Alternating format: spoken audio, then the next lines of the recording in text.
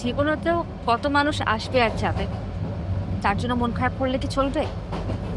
এটা মেনে নিতে হয় আর মানিয়েও নিতে হয়, নতুবা জীবনে কিন্তু পস্তাতে হবে। মেনে নিব, মানিয়েও নিব, যদি কোনো শখের নারী পাই।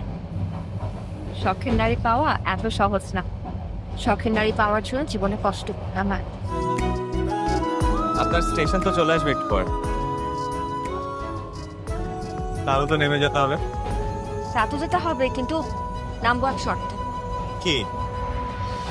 যদি আপনি আমার টিকেটের টাকা ফেরত নেন তাহলে। আচ্ছা, সেই টাকা তো আমি অবশ্যই দিব। এক কাজ করুন, আপনার ফোন নাম্বার আর ঠিকানাটা আমাকে দিয়ে যান, আমি একসময় গিয়ে নিয়ে আসবো। না অবশ্য আজকে ডিউটি না থাকলে আজকেই যেতে পারতাম আপনার সাথে। না না, তার দরকার নেই। দেখুন, আমি তো আসলে মোবাইল ইউজ করি না। আপনি আমার ঠিকানাটা বরং লিখে রাখতে পারেন। প্লিজ প্লিজ বলুন।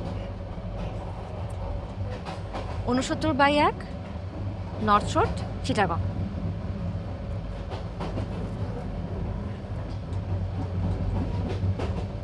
কেমন যেন লাগছে জানেন, হ্যাঁ এতদিন কত যাত্রী উঠলো নামলো, কখনো এরকম লাগেনি। আজকে প্রথম কোনো যাত্রীর জন্য মন খারাপ হচ্ছে।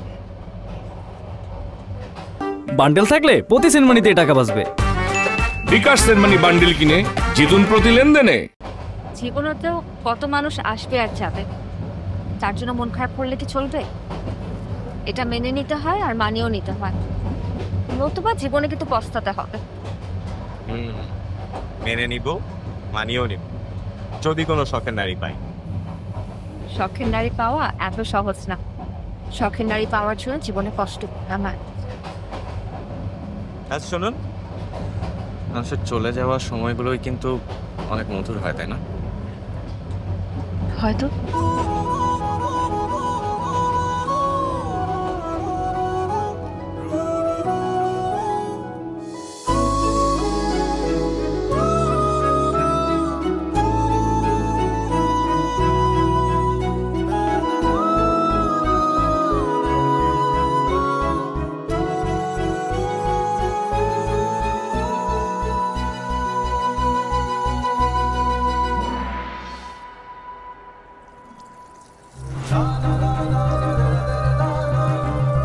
একটা অপরিচিত ছেলে আমার হাত ধরলো, তাতে আমার এমন লাগছে কেন?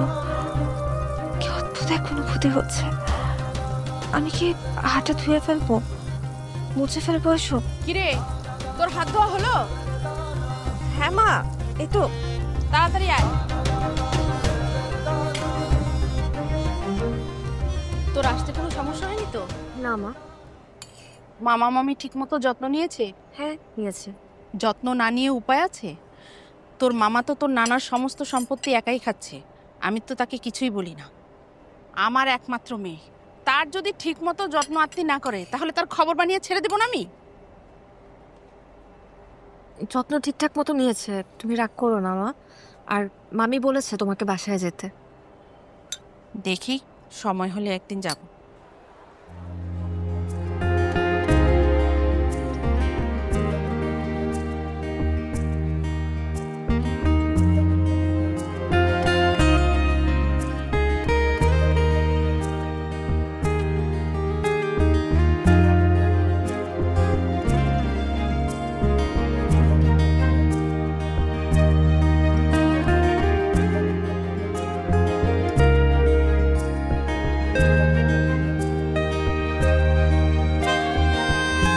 বান্ডেল থাকলে প্রতি সেনমানিতে টাকা বাঁচবে।